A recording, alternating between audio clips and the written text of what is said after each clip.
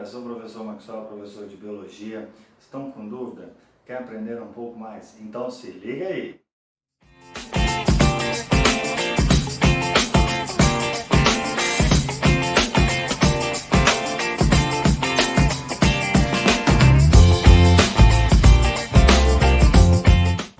Hoje é sobre embriologia, um tema muito importante da biologia, uma área da biologia muito importante, que vai nos nortear aí para classificar os animais lá do reino animal e também para a gente entender as fases de desenvolvimento embrionário, porque embriologia, logia, estudo, embrião, então estudo do embrião, tá? Então muito fácil. Primeiro passo, como tudo isso daqui acontece? Fiz um quadro aqui para vocês, bem didático, bem fácil, dá um print aí e vamos anotar tudinho. Presta atenção, como que tudo funciona?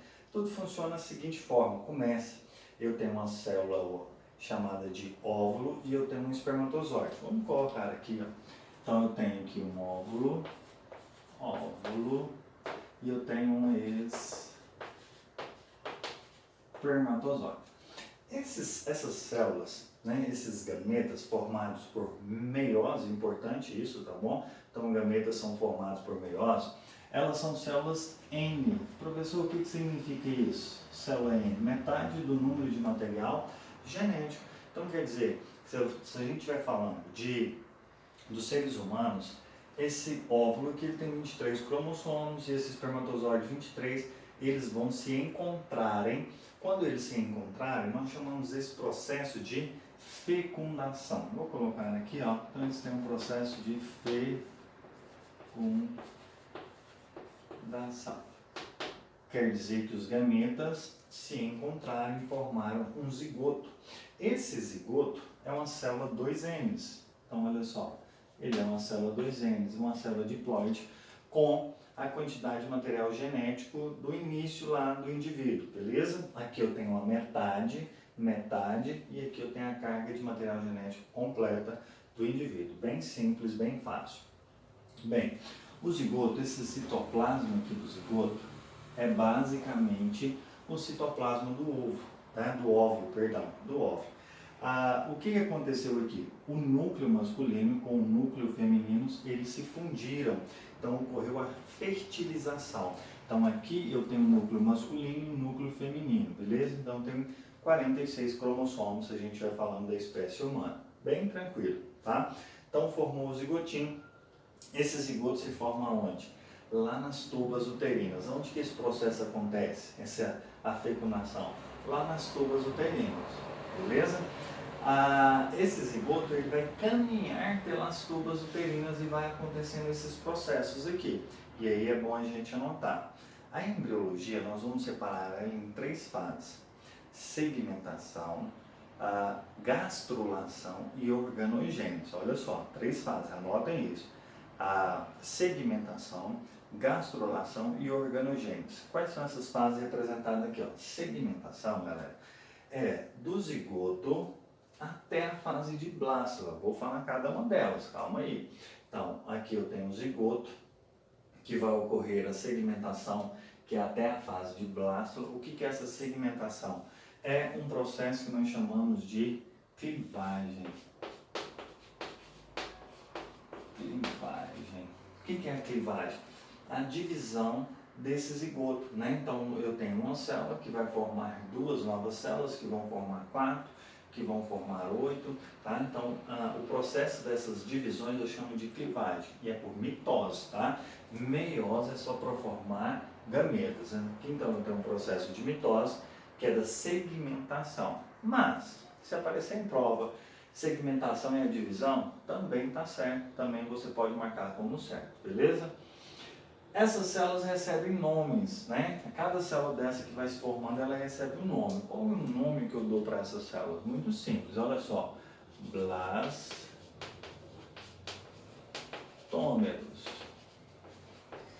Essas células que vão se formando, cada célulazinha dessa é chamada de blastoma, tá? É o nome que a gente dá para essas células aí, tá bom?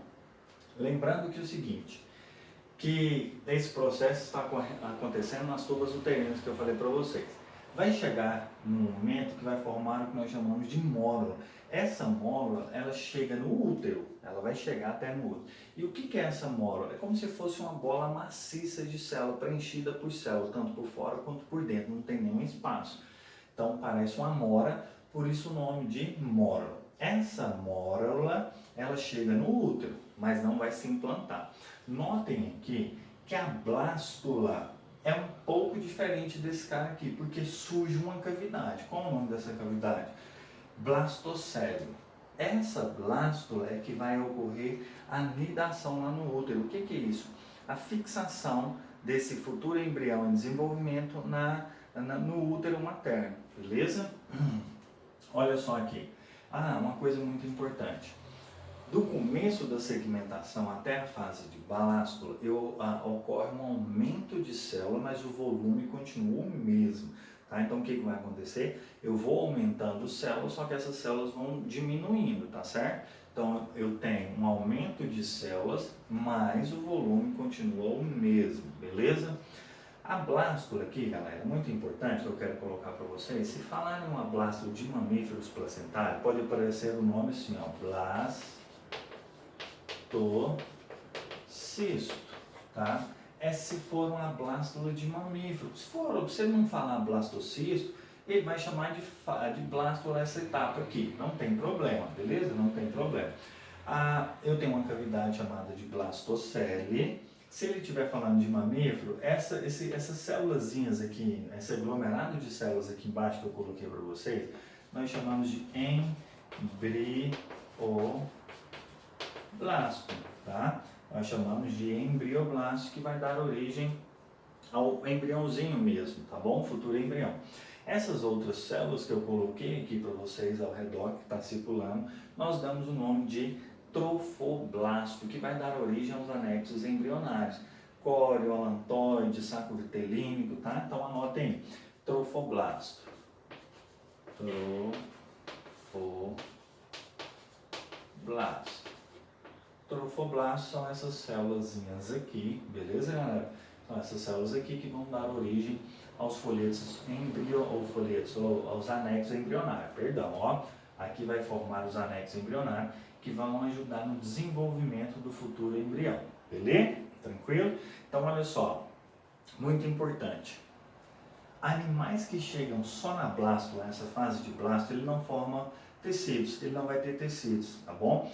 Quem é um animal que chega somente nessa fase de blástula?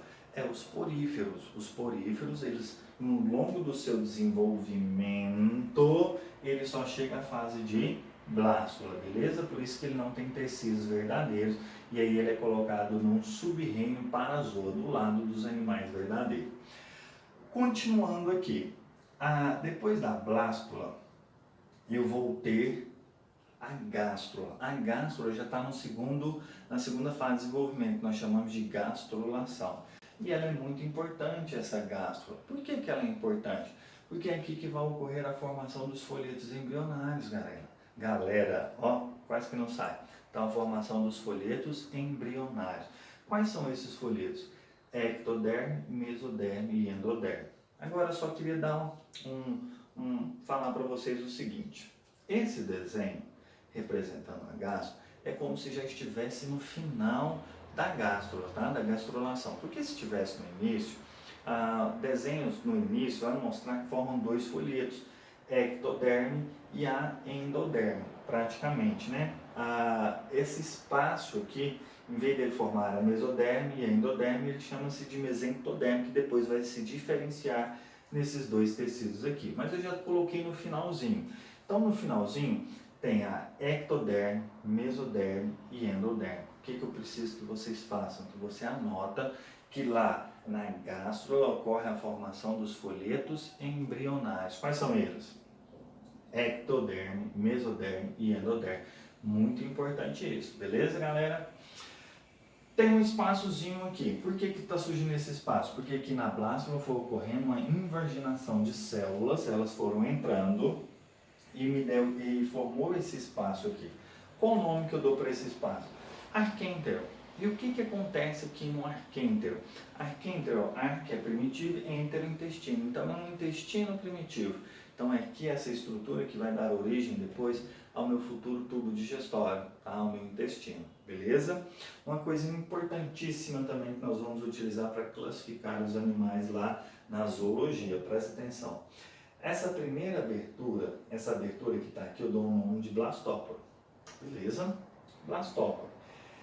Se essa abertura, o blastóporo, se essa aberturinha der origem primeiro, essa abertura à boca e posteriormente o ânus, a primeira abertura é a boca, posteriormente o ânus, eu dou um nome para esse indivíduo. Ele é chamado de protostômio, proto primeiro, tá? Então olha só, primeiro vem a boca, depois o ânus, beleza? Se o blastóporo aqui der origem primeiro o ânus, depois a boca, eu falo que o indivíduo é um deuterostômio. Então, eu posso classificar em protostômio e deuterostômio. Quem são protostômios? Vamos lá, quinidários, plateumintos, nemateumintos, moluscos, artrópodes, anelídeos, todos esses caras serão protostômios. Primeiro vão dar origem à boca, depois o ânus.